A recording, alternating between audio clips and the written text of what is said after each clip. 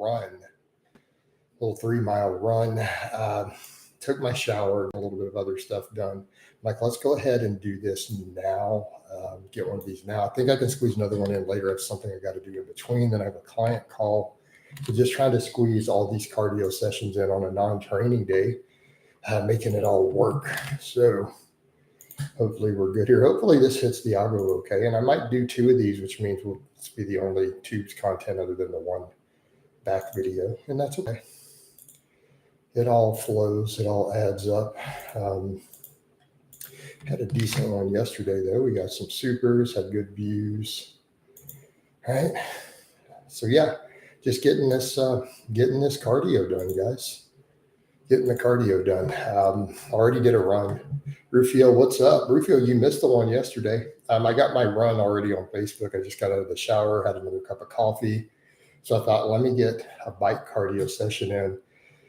I got a fair amount of stuff I got to get done today, so try to squeeze all this in between. I got a minor errand involving another person middle of the morning. So I'm trying to get this done before that.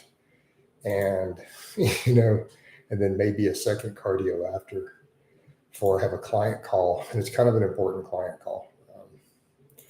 So I need to be on point for that because it's someone they need to buy a new package, hopefully. And they just did a 3-month and it finishes, and we're going to go over what they're doing next. So, yeah, need to make sure we're on top of that. Yeah, so let's get some good conversations going here, Rufio. We didn't see Peppermint in here yesterday either. But, what you going to do, right? You can only do so much. You only have so much control. See if it'll let me do some group posts on Facebook. Those have been blocked for like 3 days. I've overdid it. I did like 700 group posts in one day, like spam groups.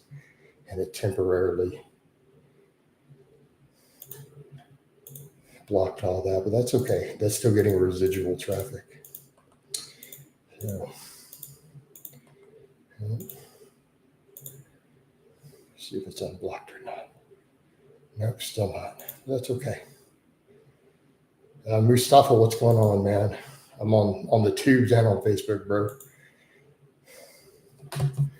Mustafa, I'm glad you realized you were training with way too much volume and not focused on progressive overload and tension. That's part of maturing as a lifter. All right? Because the endless volume just doesn't work. I'm doing good, Mustafa. I finished my run, got a shower, and I'm getting a quick cardio in on the bike while streaming on Facebook and the tubes both. I'm not triple streaming, I'm just double streaming. Getting into all these diet fights though on Facebook. All right.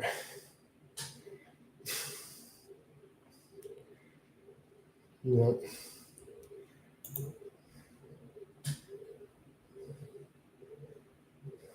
All right.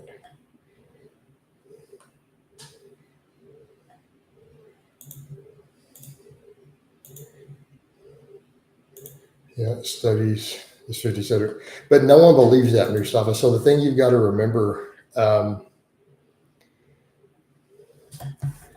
get to you in a second with that question, Rufio. So Mustafa, you have to understand most of the science world doesn't agree with those studies. So what we need to remember is that exercise science is highly contested, low funding, still low quality studies with massive amounts of debate. It's not like other harder fields of science that have really well-established data, right? Keep in mind that whole high volume thing is coming from one camp of researchers, right? That would basically be like, let's say we went over to nutrition and you based all your study on rice out of one country, out of the studies in France, and ignored, and then it got popularized and no one looked at studies in America and China and Italy, and they all focused on just the one coming out of a single French university. Does that make sense? In any other field of science, that would be laughed at. They're like one head researcher has all this stuff and he's in charge of getting people grants and he's kind of like the king. And everyone who doesn't kind of bow to his sets of studies is kind of excommunicated. There are tons of other circles of exercise science researchers that think that all that is garbage. So keep that in mind, right? There are plenty of studies previously that showed no muscle growth beyond 10 sets from other circles. So just an FYI. So let's come over though to the tubes. Rufio says, you ever get nervous going into no client call? No. Dude, I've done over 100 client intakes and stuff at this point. So even this client I have coming up, he wasn't even a client intake. He was a consultation who just wanted one of the $100 consultations. And I closed him on a package at a slightly reduced rate to buy 30 months. I talked to him, look, I can just coach you. Sold him a package that day. It's up in 2 weeks. So we're doing a call today, right?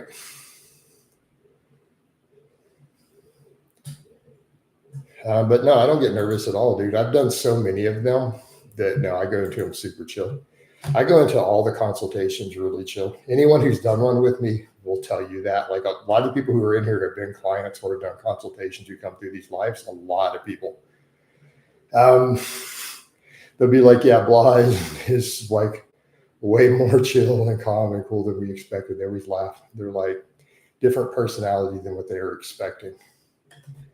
So no, I don't get nervous at all, dude. I don't get nervous meeting new people ever, anywhere.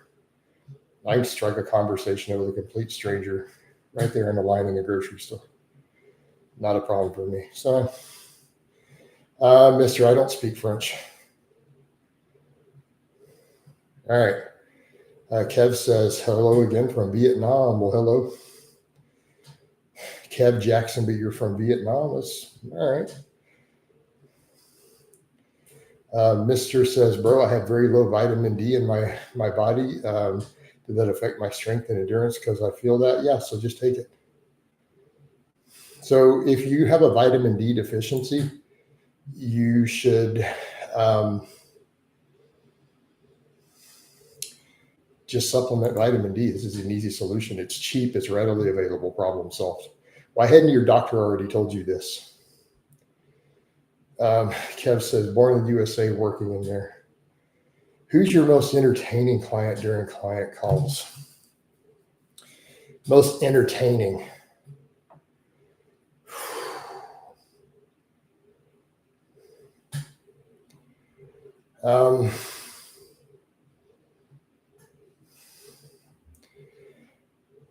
Maybe remember client Louis. He was entertaining as hell.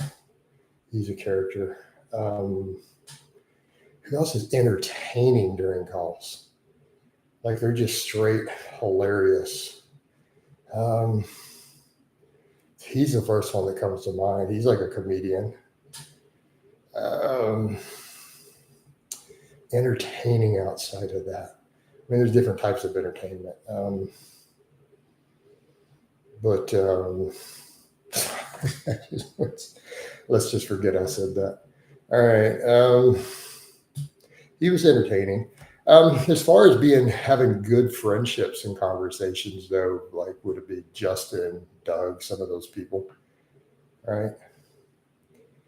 But entertainment would be pretty much Louis was the most entertaining.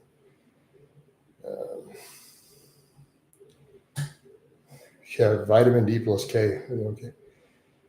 Yeah, I mean, so Mister, I'm asking the effect of muscle strength. Having a vitamin deficiency of any type is going to affect your strength. Having poor health is going to affect your strength. Yes, that's a given. Let's hop back over to Facebook. Do you feel like there can be exceptions for volumes of certain muscle groups? I mean, not necessarily, no. And I'm not saying there aren't cases where some pump volume might not be of value in certain ways, but not as a primary growth mechanism. Like in other words, like, look, we could make a case for doing band press downs or something for triceps to keep the tendons healthy and get blood flow and all that stuff, right? And maybe help the lockout strength. But they're still not going to be effective if you're not seeing progressive overload on the big movements. How much would someone gain muscle-wise in their first 3 years of lifting? Height, genetics matter. right? So, well, 6 foot tall, let's not use 6 foot because that's above average. Average height, let's just go with, well, no, I can't answer. Now we're getting into crazy numbers, Mustafa, right? We're now in an extreme statistical case. See what I mean? Average guy, 3 years, maybe 20, 25 total pounds. Maybe 15 or so the first year of lean tissue. You know, maybe about 8, 7 or 8 the next year, then a few pounds, like 3 or 4 the next year. Be about right. And it's going to scale down. Underweight, you can automatically add normal weight to that number, right? So if a healthy, normal, average, untrained BMI is 150 pounds for you and you're 135, you could add 15 to that straight away because that's just getting caught up. That's not even about lifting weights. Makes sense? An underweight person is carrying 10 pounds or 15 pounds less muscle than someone who doesn't even work out. See what I mean? So for them, just eating up to a normal body weight and walking will put 15 pounds of muscle on them. They don't even have to lift weights for that.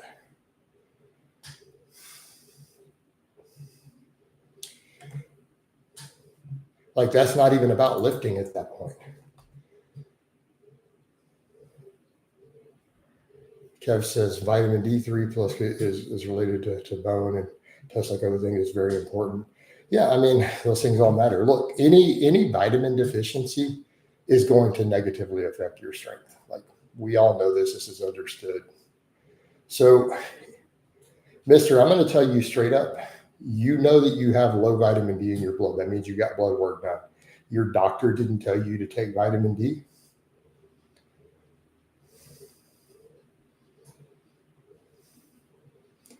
You see where I'm going with this? Your story there's something doesn't add up with your story. So either your story isn't correct or your doctor is a terrible doctor.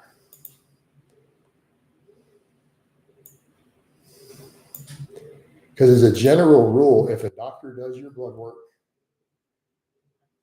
and your doctor said you had low vitamin D, right? And then he told you to take vitamin D.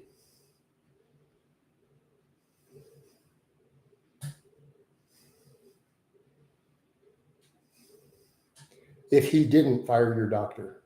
Okay, so he told you to take vitamin D. Okay, so you took vitamin D, problem solved. No, Siri, please be quiet. Okay. I don't know why you talked. Did you guys hit that like button? No, by the way, we're not getting likes in here. Hey, Nanny, I have no idea. I don't like to entertain questions like that. Also, that's a non-fitness related question. Please stay on topic, please.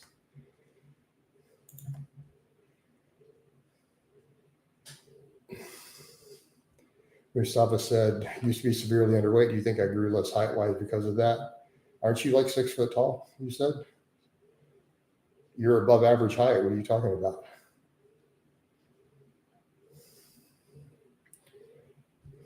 Yeah. So I can't speculate what happened with your height growing. I don't know.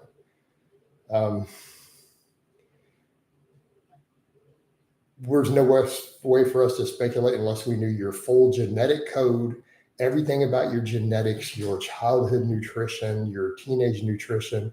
I have no idea. And here's the other thing. I'm going to give you a bit of advice.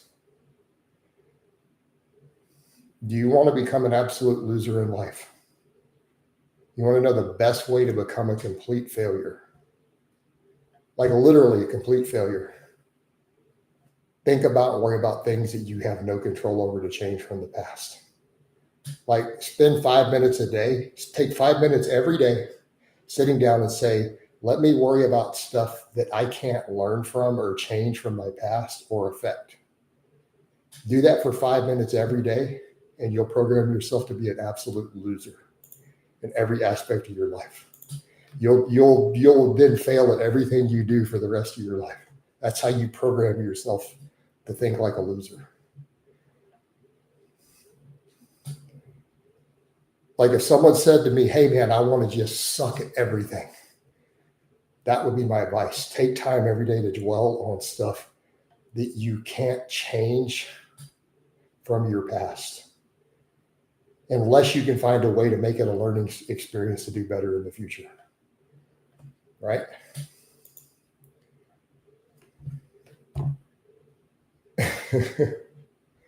All right.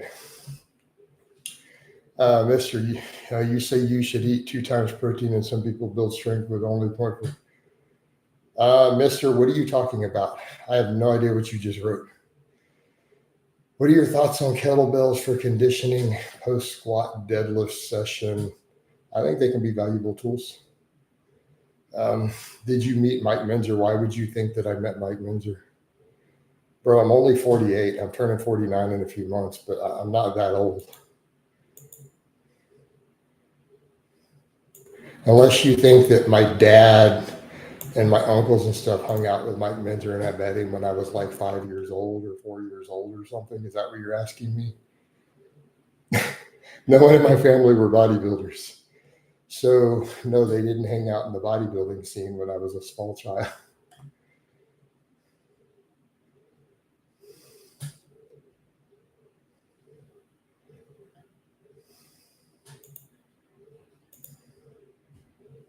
So, yeah, dude, I'm 48 years old.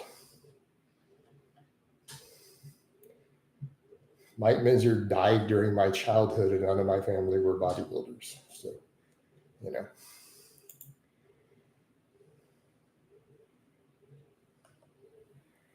I focus on lifting 5 to 10 sets a week, but I train hard now. Yep. Here we go, Mustafa. Get in and focus on progressive overload with good form. Right? That's the ticket. Radiant Strength said deadlifting twice a week got me to 260 kilo deadlift and able to fully lock it. And crazy how much figure eights. Dude, figure eights are pretty much cheating. Like they're not going to get you ready for meets either, because it's a totally different game. So what's wrong with your lockout Radiant? Is it a grip issue or is it a hip extension issue? Like what's your lockout problem?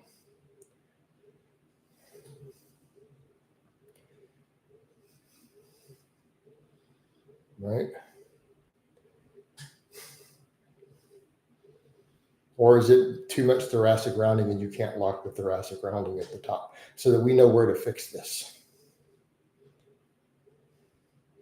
Because this is going to tell us whether we need to recommend more rowing, more deficit deadlifts. You see where I'm going? Hip extension at the top, bar slowed down, and my glutes fire, vibrate. Okay. There you go. Do some deficit deadlifts without straps. Do some deficit work. I know you're like, what? Do some deficit deadlifts and get a little stronger at squats. Do you think chest is a functional muscle in boxing? Yes.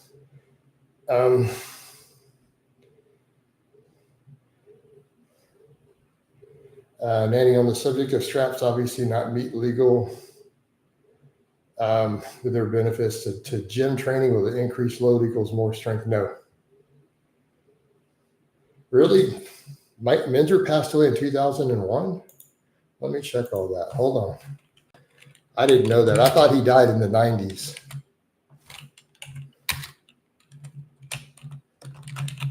Was he even active in it? No, he made it. Dang, I did not know he made it to two. I thought he died like in 1990 or something.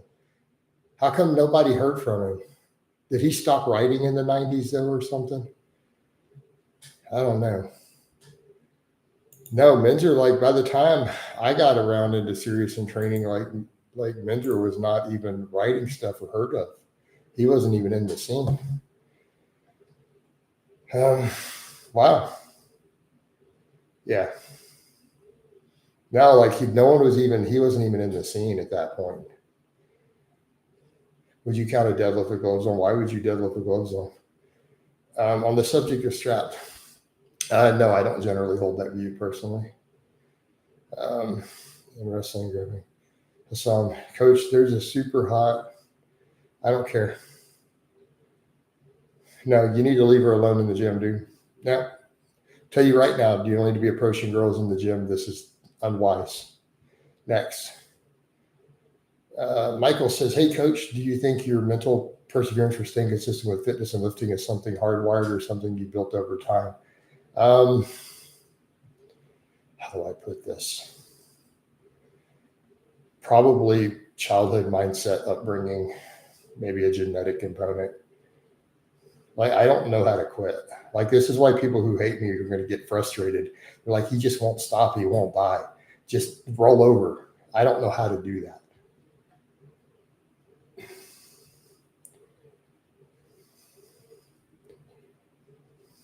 Like, you know. So let me put into context my upbringing with my dad.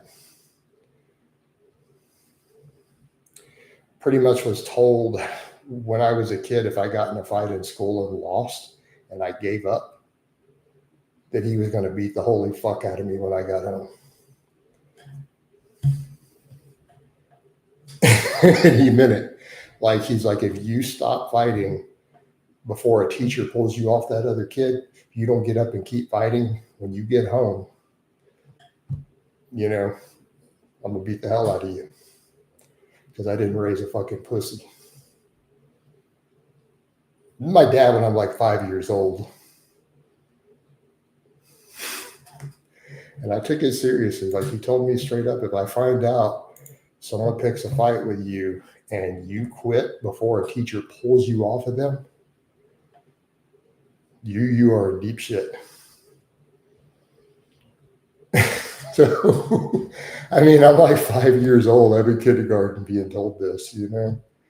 So that probably affected my mindset. Like, you don't quit. And you definitely don't quit when someone comes at you. You can distract, but I mean, so it's probably a factor. Yeah, I mean, that was my upbringing. You know? Protect his hands. You'd be losing 2 fights in a row, exactly. Yeah, same thing when I was sick in bed. You know, I was trying to wasn't back up out of bed and I was sick. My dad came by to visit me, and it was the same thing. He's just like, I was sick in bed, and he's like, sounds to me like you got a case of lazy-itis. One thing wrong with you is lazy-itis, boy. Says, I didn't raise you to be a fucking pussy. Pull yourself up by the bootstraps and get out of bed or roll over and die, but fucking pick one. And he walked around and left.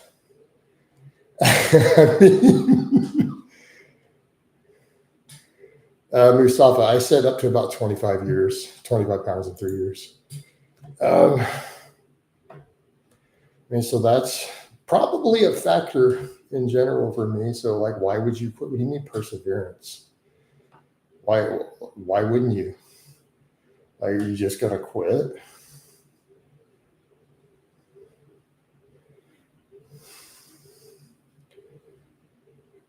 We've made peace, but we don't really speak these days. We made peace in person a while back. All right, but I don't want to talk about my personal life. Let's just step away because now it's non-fitness. All right. When you were sick in bed, got big training, how did you start? I started by walking with a cane. I would take walks. Tried to make it to the end of the street every day.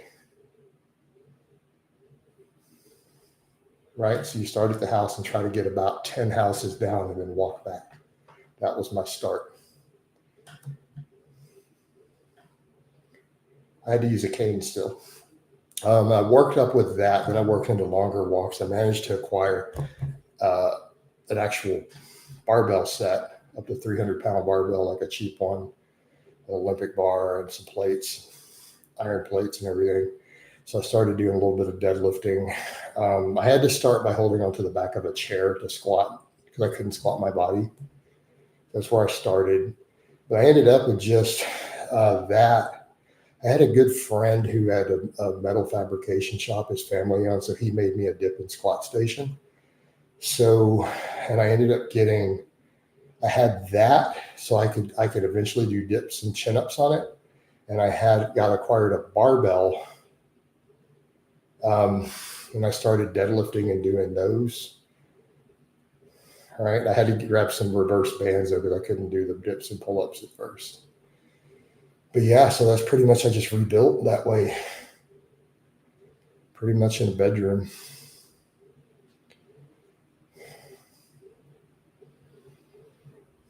And then the rest is history. I didn't even go to a gym until I was in the UK. I trained with that stuff at home. Managed to acquire a few things, and I left them with my brother because I stayed with him. The whole internet's going to be like, we didn't, what? You have a brother? We didn't know about this. It's because you guys don't know about my life. All right. And I have a person who we refer to each other as brothers. All right. And we tell everybody we're brothers. All right. How does David Goggins overtrain that much and still have an amazing physique? I didn't know David Goggins has an amazing physique. That's crazy. I know you had a time out where you were sick. Congrats and everything, brother. Yep. Do you have any of the old gym equipment? That would be cool for you to home to throw back. No, I don't. My bro has it. He has all of it. He has all of it. Does working out make nose hair large and silver? Yes. I'll just go with yes. How's your sleep? My sleep is good. I get 8 to 9 hours a night. Let me come back over to the Facebook. Jason, what's a reasonable squat goal to be if beltless pause squat? I don't know, Mustafa. Let's still go with 405. Let's go with 4 plates.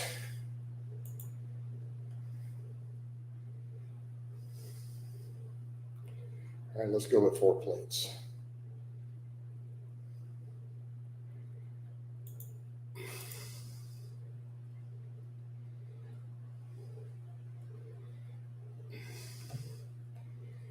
The W2. So I guess it's the World War II. I have a photo from W2, the magazines with strongmen, and they were massive gains other than whatever. I can't read it. Sold many of the photos they called beefcake women in the 40s were pinups. Bro.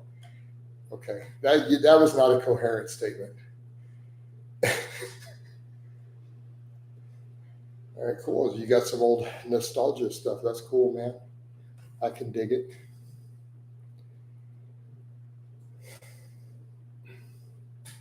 So you got some good historical stuff there.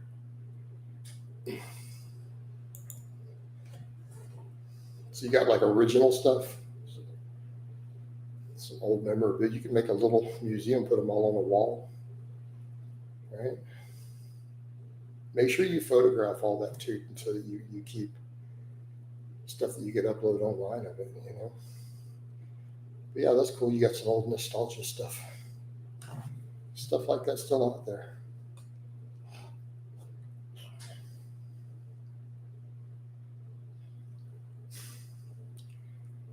No, dude. Those chest expanders are not a game changer. They're not that useful. I don't believe in those. I think they're silly. Sorry, my opinion.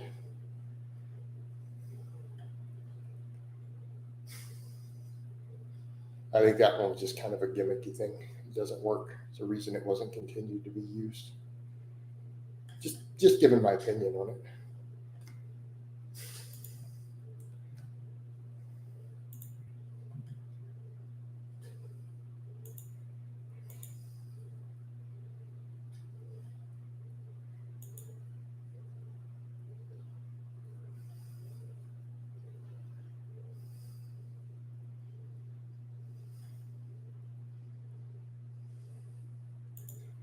All right.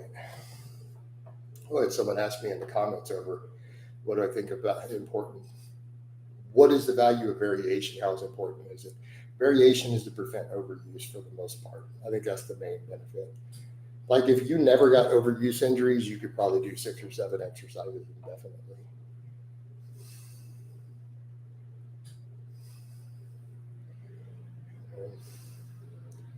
That creates a problem for programming, creates a problem for people putting out content, doesn't it? To say stuff like that. I mean, that's definitely a problem for obvious reasons.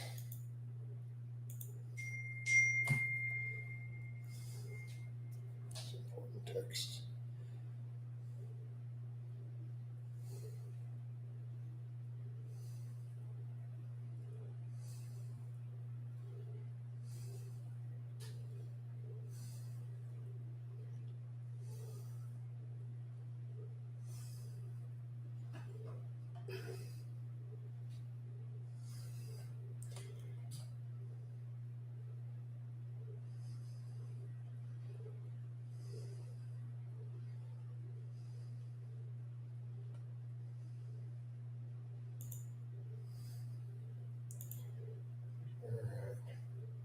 Coach, can I stick with the squat bench jump and start a workout every time, or is it will cause an overuse? I mean,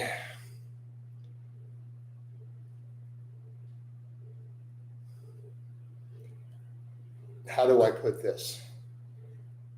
You can do it perfectly fine. Will it cause an overuse? I don't know. You won't get overuse injuries without warning on stuff like that, though, Hartha. So just be aware. Most overuse injuries give you warning signs a couple weeks ahead of time, right? So it's not like you're just going to be like, man, everything felt perfect and amazing, and I did the squat, bench, and deadlift every workout for 18 months, and then something just ripped off the bone with no warning. That's not how it happens. You're going to notice pains and nagging injuries, usually for a couple weeks before you tear something, most of the time. Unless volumes sometimes are just excessively high on them. Makes sense? Like overuse injuries rarely happen just inside of a vacuum. We usually ignore the warning signs.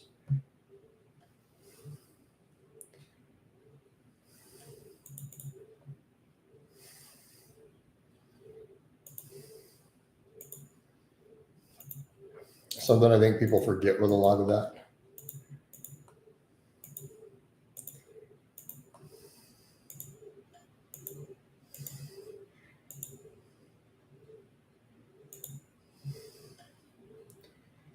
Would you say your current physique is best band? I don't know about that. It's Sober Fitness. I don't know who Sober Fitness is. Sorry.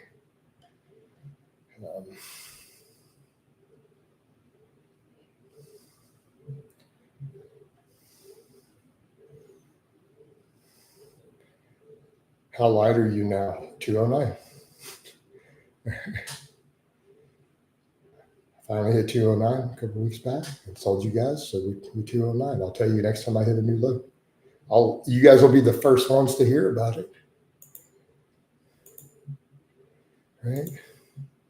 I will alert the internet immediately without hesitation. The second that scale hits 208, man, I'll be over online. I hit 208, y'all. Exactly how it's going to go down. Like, I might pee first, though, but it'll be pretty quick. Coach, how to do power building. Power building is just a concept.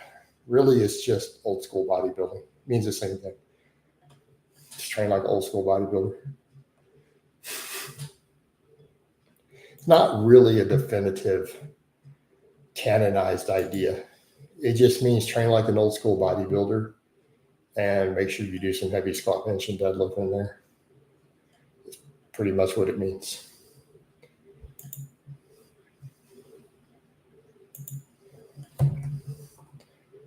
Because otherwise, a lot of times with people, the way some people describe it is just called powerlifting. Like, oh, no. It means you really focus on the squat, bench, and deadlift and do some accessories to get hypertrophy everywhere. Well, that's just called powerlifting. That's how champion powerlifters already train. So, all right. There's kind of a fine line between these things, isn't there? But it's just a concept. That's all it is. It's not like you need an exact blueprint because it's just a concept. I know some coaches and lifters who hate the word because they're like, it's just a gimmick concept. It's not really a thing, you know?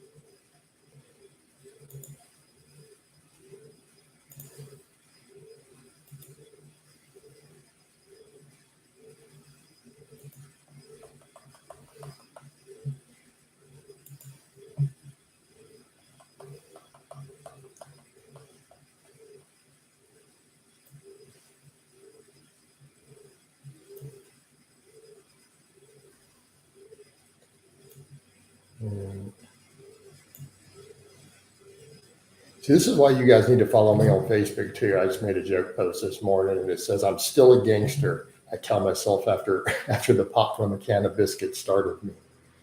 Right? I'm entertaining. You guys just don't even realize that because you only follow me here. All right. I started taking 40 grams of creatine a day as I consider safe. No, why would you do that? Why would you think that there's any benefits to even taking that? I don't know if it's safe because we don't study amounts that high. There's no benefit or reason to take that much creatine.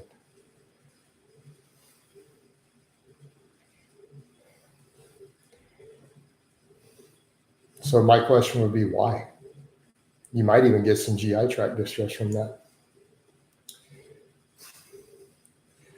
Is having 16-inch arms naturally at 190 for someone with long arms considered really big? Yeah. The average person is going to compliment your arms walking down the street. If those are truly your stats, 190, 16-inch arms, natty, you're going to get compliments on your arms. Now, are you asking from what people perceive, or are you asking from the myopic internet bodybuilding world? From the internet myopic bodybuilding world, even though the average person would be like, wow, he has really good arms, man. That guy works out. He's jacked. Look at those arms, right? That's going to be the average person, the average woman, the average dude seeing you. On the internet, do you even lift, bro? You need to do some curls. You should probably start sighting your arms. Like they look like toothpicks, bro. So which demographic are we talking about? No, from the internet bodybuilding culture, they're toothpicks you don't even lift. Just give up. They need to be at least 19. To the average person who sees you, if those are your legit stats, the average person is going to say, wow, man, that guy's got big arms. Guys starting out are going to look at you and go, man, I want arms like that.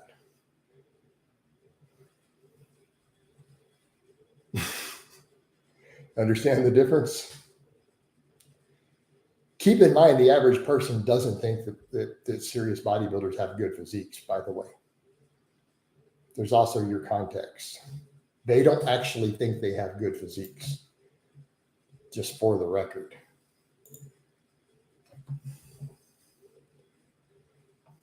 So, my question is always, who are you trying to impress? Are you trying to impress internet bodybuilding culture, or are you trying to impress 95% of the population?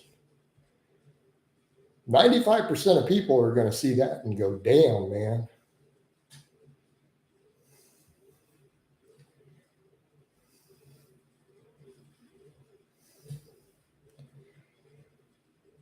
Exactly, Dean. I know I'm right.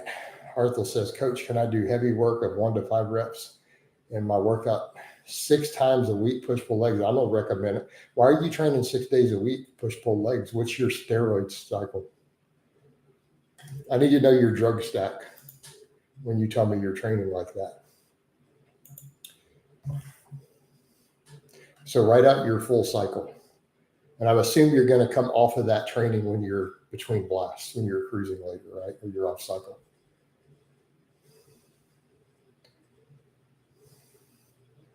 So I need to know your drug stack in detail before I can tell you if you should even be considering training like that. You tell me you're only on a gram, we're going to have a conversation about, you're not really taking this seriously.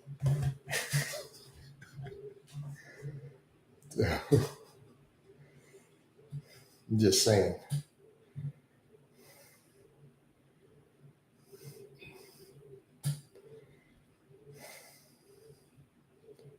Like a 6-day push-pull legs is generally moderately high dose drug users, and that's the only people I'm going to push in that direction. If you only use 400 or 500 milligrams a week, I'm gonna say let's not do that.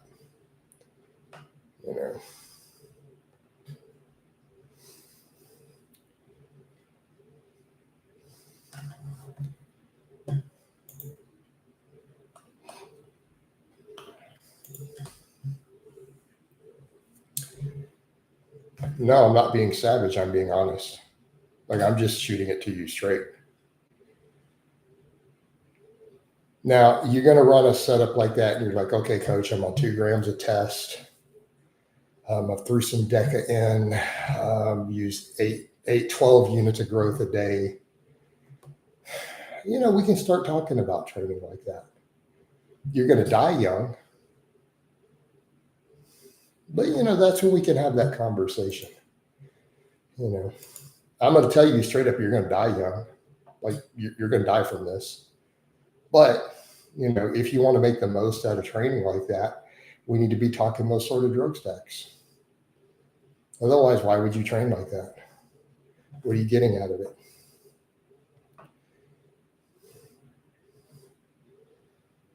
Only on a gram of test? That's it? Maybe we don't need to train like that. Maybe we just run a 4-day upper lower at that point. Like tons of other guys on a gram of test who have elite lifts and are crazy jacked.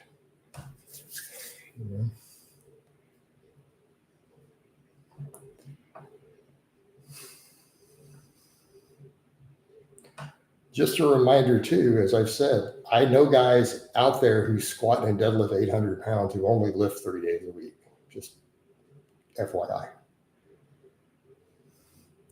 Personally know and have met and had conversations with who literally only lift 3 days a week, like Monday, Wednesday, Friday. That's it. Be benching 500, squatting and deadlifting 800.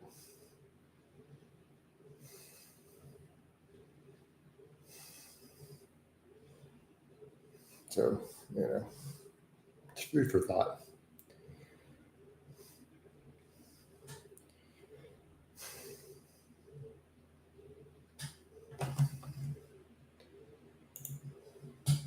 So always keep that in mind with these frequencies, and I've messed with the extreme frequencies. They're problematic. I have clients who insist on doing them, and I let them do them.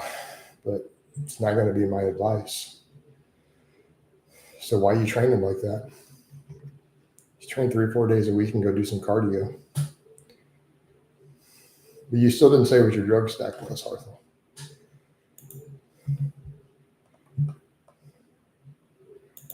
Like some of the new stuff and stuff here. So it keeps engagement up.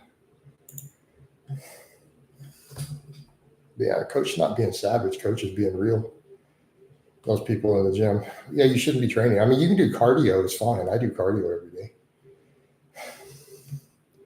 Most of my best lifters, 3-4 day a week. And let me be clear, you guys have seen some of my clients put up stuff of 600 pound squats, 700 pound deadlifts, 400 plus pound benches. These are things I've put up on my channel in the past from clients. Training like 4 days a week.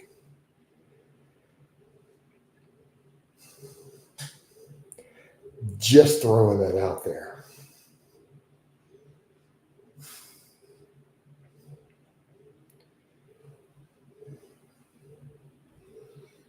It's fine. Go and do some cardio. Cardio every day, good for you. It's fine.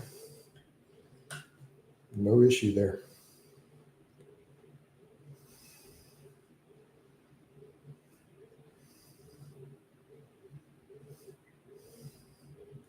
None at all.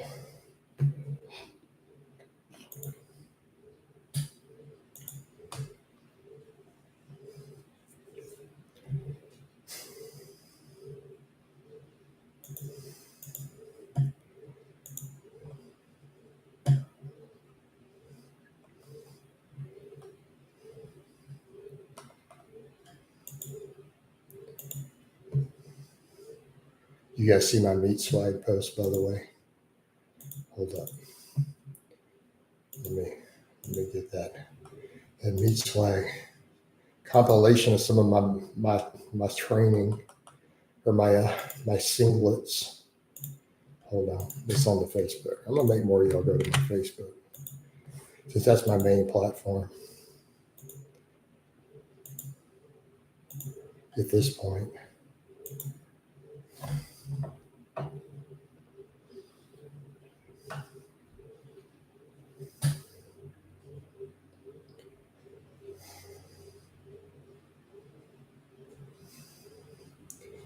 Yeah. Hell, even Dorian Yates only trained 4 days a week.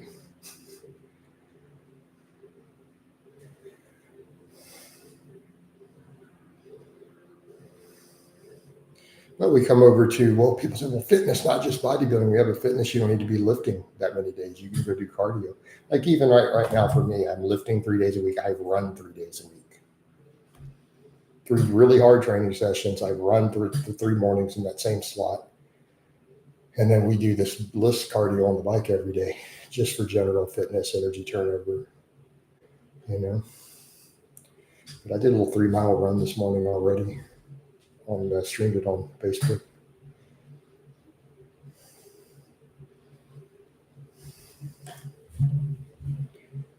Coach, I'm back. Peppermint, what's up? I'm not going to be in here much longer. I just wanted to get one of these done. I have something I got to do here shortly. I'll try to squeeze another one in, and I got a really important client call. Just trying to get as much cardio in as I can this morning. Enjoying your bank holiday. You Brits crack me up. You guys, I know all the Brits always tell me that, and Americans have no idea what y'all are talking about. Fortunately, I've lived in your country, so I know all the colloquialisms. Oh, we eating this beef mince over here, mate. People be like, what? You're eating beef what? What? Mint? Like peppermint? No, mince. You're like, what? They have no idea. Right. Watch out your knees with running, coach. Of all the things for people to be worried about, you didn't tell me when I'm squatting 500 pounds without sleeves to worry about my knees squatting. Now all of a sudden everyone's worried about my knees but I run barefoot. That's actually the easiest type on your knees. How old are you, Jason? 48, coming up on 49 this year.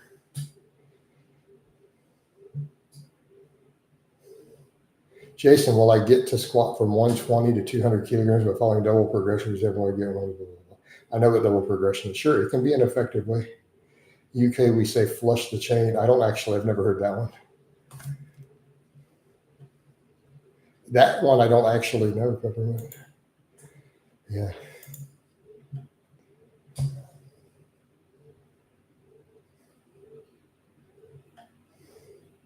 Thoughts on one upper, one lower session per week for maintaining mass while running 6 days a week? That could be workable, yeah. But 3 miles.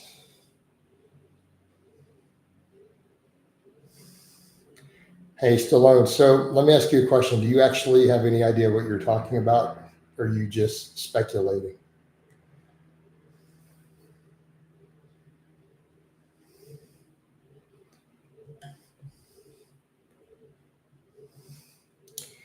Keep in mind, I'm used to non-experts giving me advice all the time, every day. You know the number of people who, when they find out what I do in lifting, oh, be careful. Don't lift too heavy. Don't overdo yourself. You know how often I hear this stuff from people who meet me or chat with, or Like you could be a social gathering of friends and you meet someone and they find out what you do. Oh, well, don't overdo it. Don't lift too heavy. Like, okay, I got all these medals and I've been doing this 25 years. I totally need your advice on take it easy and don't lift too heavy. Well, thank you for that, expert. It's like a standard knee-jerk reply. So here's the same thing. You got someone here who has no clue. Be careful with your knees running. Right. This is, do you get a perspective now of what it sounds like? Come on, guys. Be serious.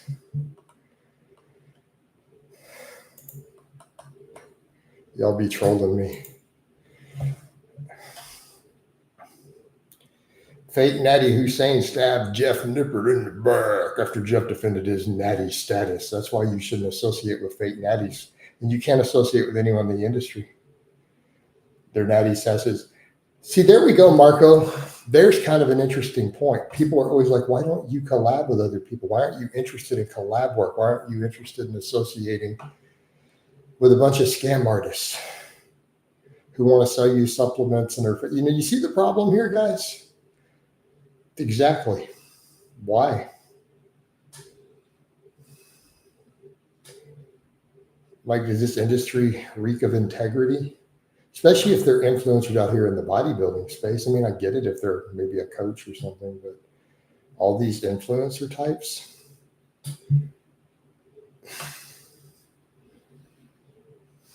Yeah.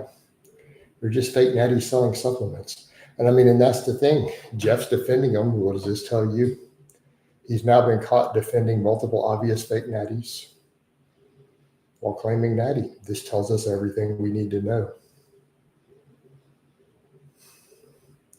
At that point, it wouldn't even matter if Jeff was big or not. It would be a default fair assumption. Even if he was 120 pounds with 10-inch arms, the default assumption would be he's a fake natty. He's on steroids. Why wouldn't he be? He associates with fake natties. He defends fake natties with his official professional opinion.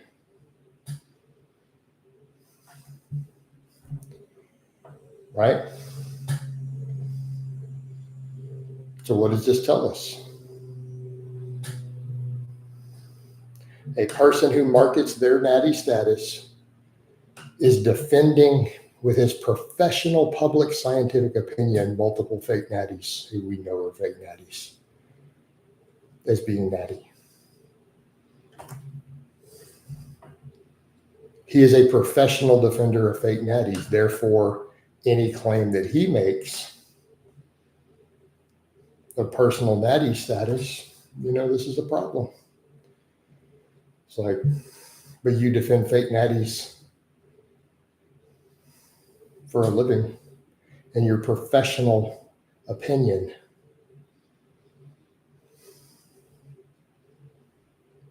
Like, are they paying you to do this? Are you being paid to say these people are natural?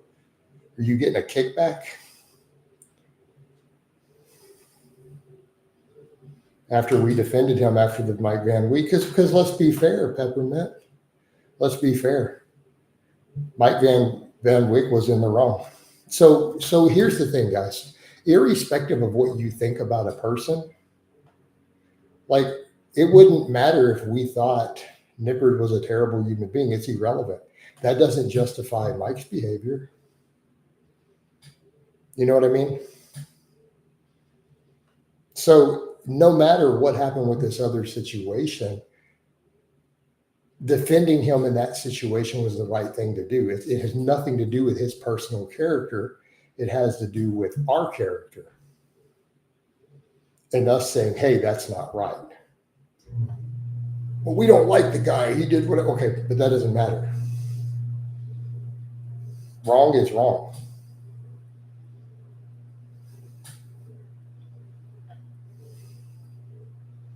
Right? Wrong is wrong. And, Mike was in the wrong. Like that was just the wrong thing. And I think any of us with any basic integrity or ethics could look at that situation and go, yeah, dude, that's not right. And you could say, well, I don't even like Nippert. It's irrelevant. You could hate Nippert. Doesn't justify it or make the behavior right. Because you think he lied, because he's lying about something that justifies someone assaulting him. A violent thug assaulting someone because they lied. Well, that's not good enough. You know.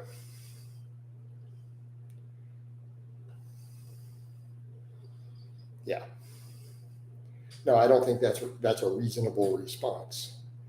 Mike is wrong, but now Jeff. Yeah. So I mean, we could look at that and say, okay, so we can take those things separately, right? Just like we could call Jeff on the fake natty thing, but let's say Jeff produced information explaining why the dip is an amazing tricep exercise.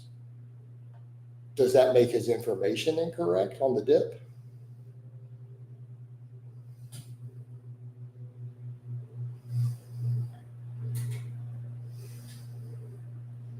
No. Could we say anyone he claims is natural is suspect that he's being paid to say it? At this point, right? Professional fake natty endorser. You know, all right. Luke says some people struggle with objectivity. Exactly. I strongly dislike Andrew Tate. Perfect example. I can't stand it. I didn't see what Romania did with him and all that, to be fair. But if I were to look at that, I could look at that same thing. I agree. I think Tate is a complete scumbag. I don't like him. I don't like anything about him.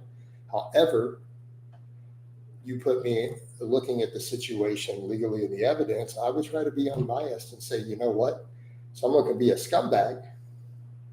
They can be a piece of crap, but it doesn't mean, that they should be charged with a crime they didn't commit or go to prison for it. Right? That's called objectivity. But I don't know. I didn't see any of the details, so I don't know anything about it. Yeah, sovereign nation is going to sovereign nation, which is a valid point. You go into another sovereign nation, you're going to be subject to their laws. You have to know that when you go into that. Be very careful when you go to other countries. Well, I learned the hard way. I went to the UK and I learned real quick they do not have the same free speech laws that we have in the US. Man, like that lawsuit thing, that wouldn't have flown here, dude. Details don't actually matter when we talk about. Yeah, true. So that government's going to do what that government's going to do. So when you go live in another country, you do agree to whatever their laws and rules are going to be when you enter it. And if you know that they have a certain type of corruption, you accept that risk. In other words, F around and find out.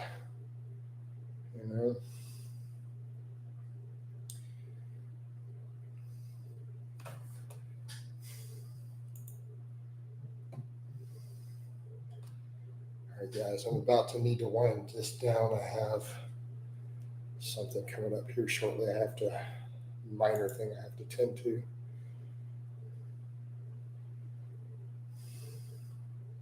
And I'm going to let this cross into the hour before we do that. All right. Just for timing purposes, what's your arm size? 16 and a half, roughly. Jason, is it necessary to rotate exercise variations in max effort work? If you're doing true max effort work conjugate style, it would be a good idea, yes. But that's a whole separate topic as to why we do that. That's an extremely detailed. So when you say max effort work, I assume you're running conjugate. The system is built psychologically around that. So if you truly understand conjugate, then the answer is yes. Yes, you need to. Because it's done for very specific reasons inside the timing and the psychological programming of that type of training.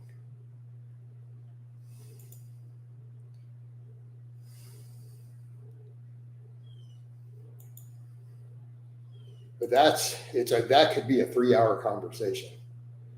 in and of itself. Is just to be stronger. No, if you're talking max effort, you're talking conjugate. But man, we're out of time. So let me end the Facebook.